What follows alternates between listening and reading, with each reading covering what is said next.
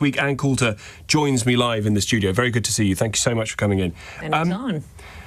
So here's a chance for you to make another prediction, as you did all those years ago, 10 years ago. Do you think he will find a way of running again? No.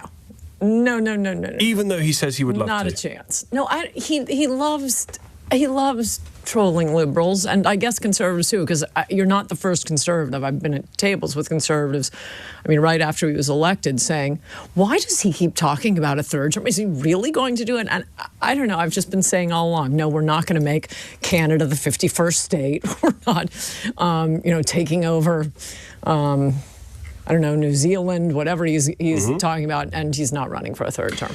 I also don't think, by the way, some people have been saying, because he walked it back yesterday, and some people have been pulling this 3D chess thing that, oh, this is very clever, so he can freeze the race in place and prevent any other Republican from declaring for president. He wants to freeze it. He doesn't want to be a lame duck. I don't even think it's strategic. He just likes trolling liberals. Why does he like trolling liberals? He's the president of the United States. He's got a lot to do. There's a huge job. Why is his thing just making a liberal Twitter blow up a bit? Well, in my book, In Trump We Trust, the basic thesis is he's an awful person, but he's going to give us a wall and deport illegals. Where does MAGA go without Trump? Once this ends, and it will end, what happens next? Well, don't tell Trump this, but I think it's going to be so much better. Okay. I think it's going to be J.D. Vance, who has... A lot of people would say worse, Anne.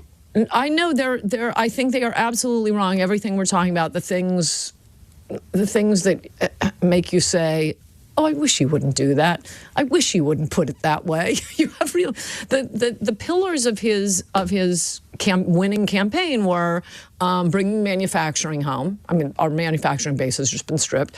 No more stupid foreign wars that do nothing to make America safer, and mostly immigration, which both political parties had been betraying the people on. The people keep voting for less immigration, and just like with Boris Johnson, just like with Geert Wilders, we could never, ever get it. And just like with Trump term one, which is why I hated him term one, anyone who runs on those three policies will be popular. And that's what J.D. Vance will do, you think? He's really smart and articulate. You love him too, don't you? I can see it. I think he's Trumpism without Trump. There are other examples of Donald Trump saying he's going to do something and not quite following through. The Epstein files being the most obvious one. Why hasn't he published them? He said he published them. There are two things he's done that the MAGA base is not happy about. That's probably the biggest one. Don't worry, I think we'll get them under President J.D. Vance. So he's withholding them because he's in them. Not in the way you're suggesting. I absolutely, and I don't think anybody thinks he was fooling around with little girls. He likes foreign models. We know what his taste is. He's a germaphobe. But I think a lot of donors to his campaign are probably in the Epstein file. So I think it's donors he is protecting them. And allies putting pressure on him. And I don't think JD has to worry about it. How does that make you feel about the man that you say you love, that he would protect donors and allies against people? No, I'm enraged. Right. But you still love him? As long as he builds a wall and deports illegals, he can do anything. It's kind of Stockholm syndrome-y, isn't it? You hate the man, you're enraged by him, but you still like when his footsteps come back. If I had Stockholm, I wouldn't have been attacking him non-stop term one. And people who weren't attacking him, I think, are fake MAGA people. He gave up on Make America Great Again. I didn't give up on it. And now he's actually doing it. It took him losing. It took all these prosecutions. One thing I've noticed with his refusal to release the Epstein files, and I think it's important for the MAGA base to keep harassing him about it, because it almost seems like he's stepping up all the really good stuff he's doing in order to make up for not releasing the Epstein files.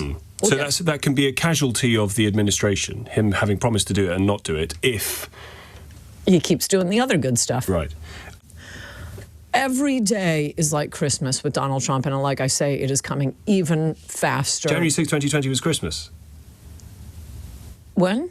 2020, the capital. Wait, you're going back to that? Please stop. Oh, was that God, Christmas? Please stop. Anything, please stop. This is all we've heard about for 5 years. You can turn on TV, any station, except I guess Fox, any time of day. I'm so sick of hearing how we almost lost our democracy. Obviously, the American people are too. Let's, to quote liberals, move on. Was it stolen? the election in 2020? No, I said it wasn't at the time, No. but who cares? Please stop. It was taking over the dean's office. It wasn't an insurrection, and no one can hear about this anymore. He wouldn't have been elected in a landslide if you guys had shut up about that. But no, you had to keep saying we almost lost our democracy. And explain to me how we almost lost our democracy, because these not particularly masters of the universe take over, and what, Nancy Pelosi, the military, the vice president, everybody's going to say, oh, well, I guess we're going to have to let Trump be president now. Well, let's make him king. No, it was a few jerks, mostly taking over the dean's office. And, oh, please, God, stop talking about it. Egged on by the president. You said the Yes, election was every stolen. day is Christmas. For one thing, I'm wondering right now, we're finally going to get toilets and showers and washing machines that work again. It was one of the first things he talked about. Everything he does, I wonder, why did it take so long for a Republican president to do this? Do you think, finally, Christmas comes early for J.D. Vance if, as I think she suggested she might, Kamala Harris runs for president again? I think she's suggested in an interview last week that she would give it a go. I don't think there's any way she's running again. And there's no way she's going to be the nominee. But yes, that would be Christmas coming early.